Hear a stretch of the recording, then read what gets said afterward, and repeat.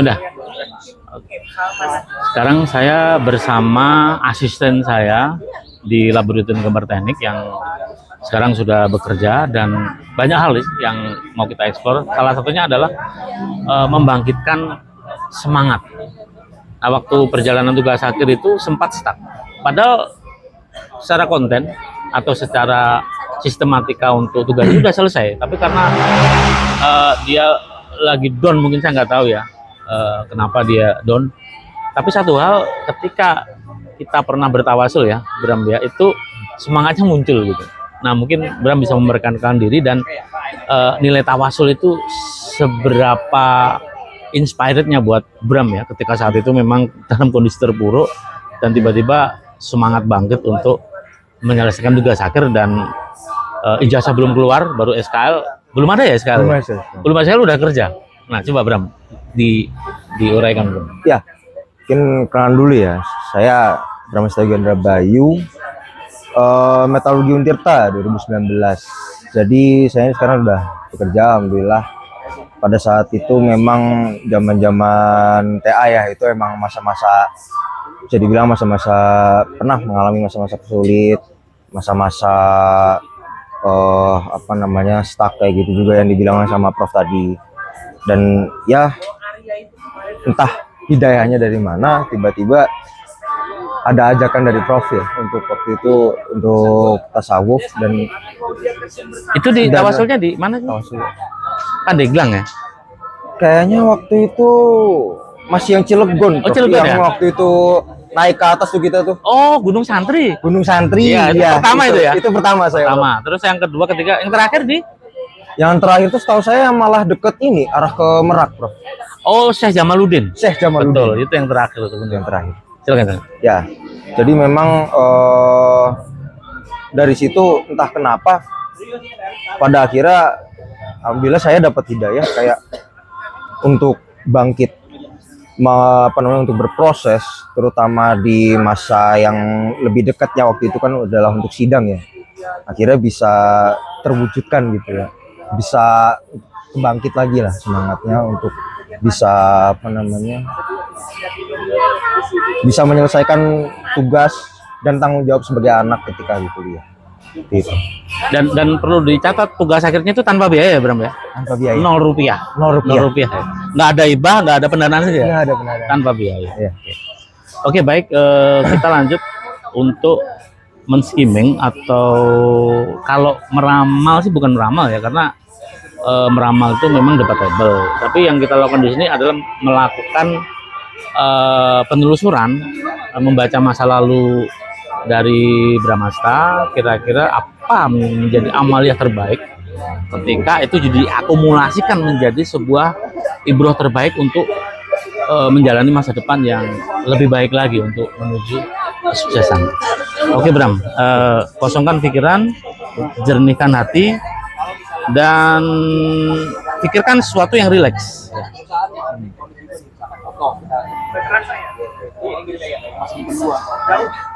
Contoh ya,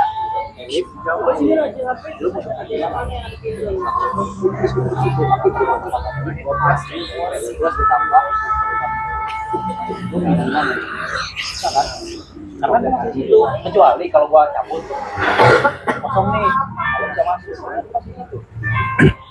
Jangan menambah.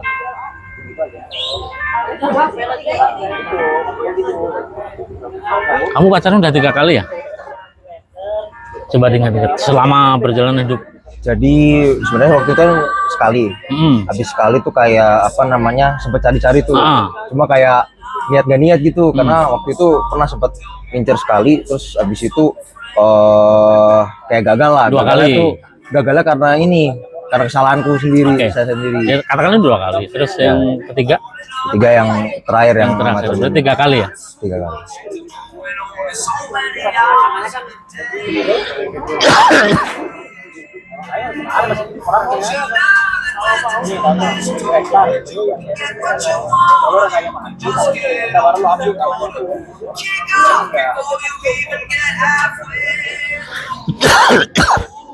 Yang pertama, sudah minta maaf. sudah. Alhamdulillah. Dia ikhlas memaafkan. Ikhlas. Justru malah yang pertama itu kan karena waktu itu bisa dibilang nggak kurang dewasa lah ya. Ya, Kita ya. kurang dewasa. Waktu itu saya menganggap dia yang salah, cuman akhirnya dia minta maaf. Tapi karena sayanya juga, ya namanya putus kayak gitu kan pasti kan Berarti kamu dua-duanya salah. belum memaafkan berarti. Waktu itu belum, sampai dia akhirnya minta maaf kan. Saya akhirnya minta maaf. Saya minta maaf juga karena yang namanya putus kan pasti dua-duanya salah.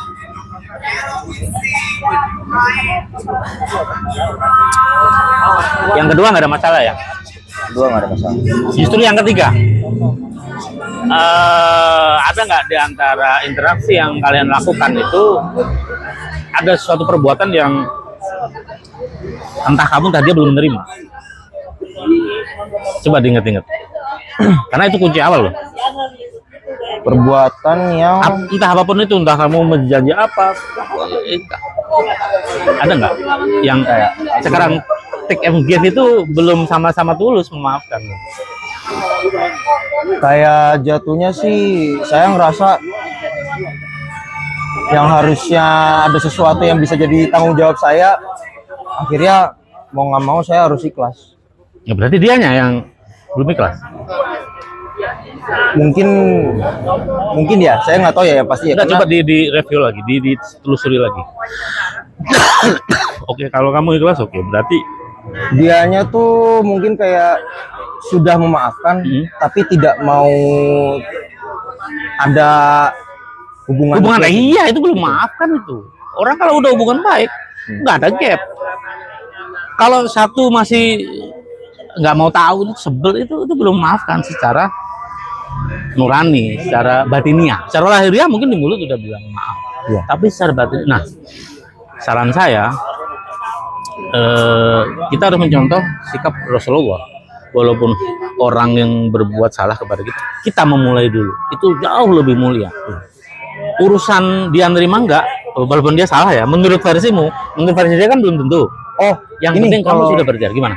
Kalau yang ketiga nih justru saya ngerasa salah banget. Saya ngerasa salah, saya beberapa kali minta maaf, bahkan sampai apa namanya berharap dia balik lagi ke saya.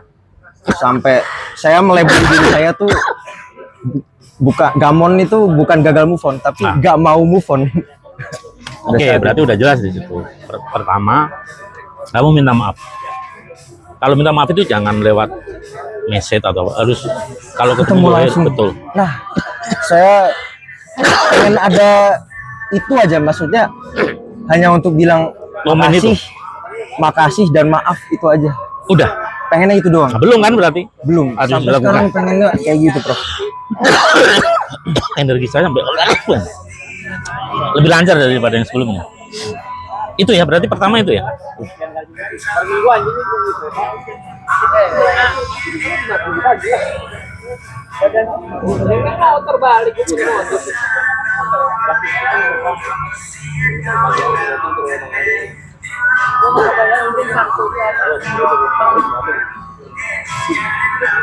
Ini anak lagi. Kamu pernah bermain berbahaya di ini kapan ya tuh? Pokoknya permainan itu berbahaya. Berbahaya permainan itu. Pernah nggak? Bermain di suatu zona atau suatu kondisi itu berbahaya. Pernah?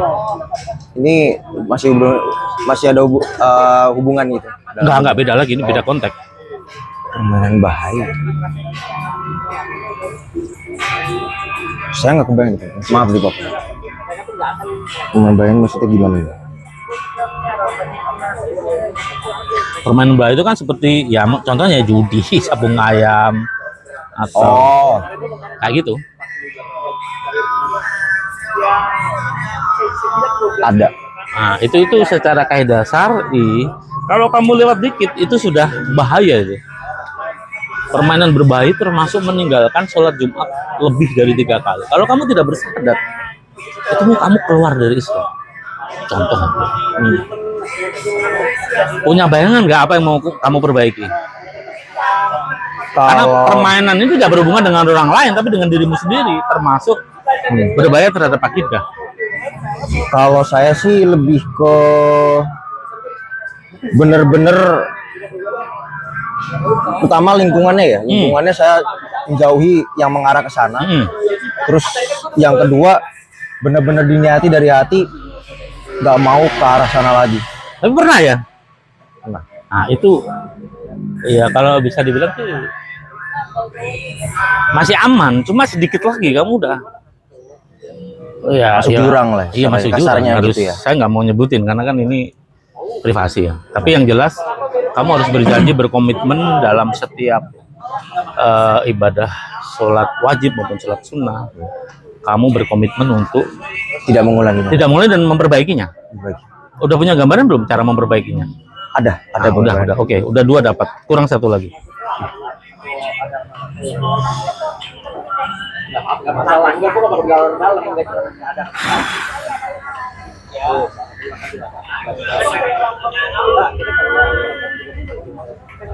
Pernah salah memilih?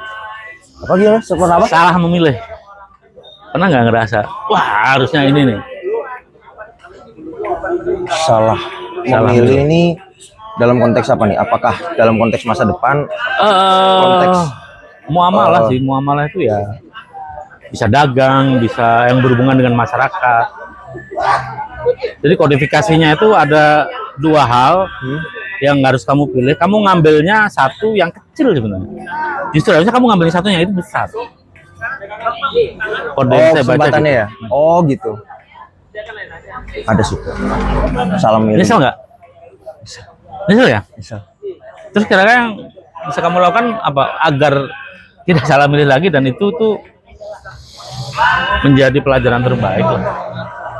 Pengenku tuh harus lebih banyak riset sih intinya. Inti dari secara generalnya ya. Secara generalnya perlu banyak riset, perlu banyak apa namanya, tahu gitu loh antara ini keuntungannya gimana, apa kelebihannya apa, kekurangannya apa, kayak gitu. Kalau boleh tahu ketika kamu salah milih itu karena emosional atau karena sesuatu janji atau apa? Itu di situ tuh kode yang saya baca, kamu salah ngambil yang kecil, harusnya ngambil yang besar. Isarohnya itu begitu. Ketika saya salah milih itu biasanya karena emosional sih. Oke, berarti udah tahu ya. Ada 3 hal yang harus kamu perbaiki ke depannya.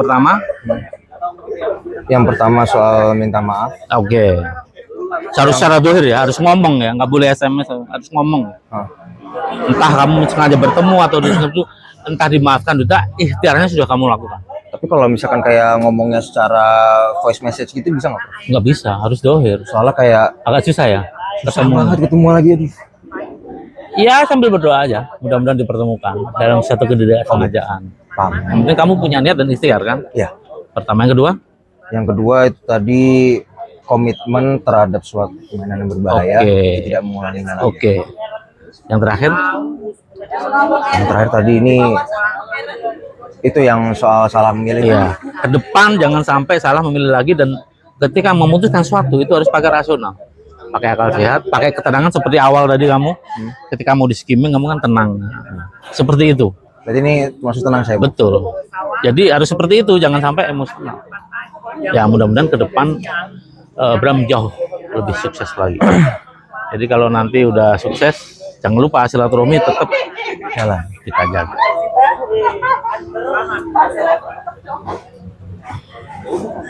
Langitnya juga mati di sana. Sawangan.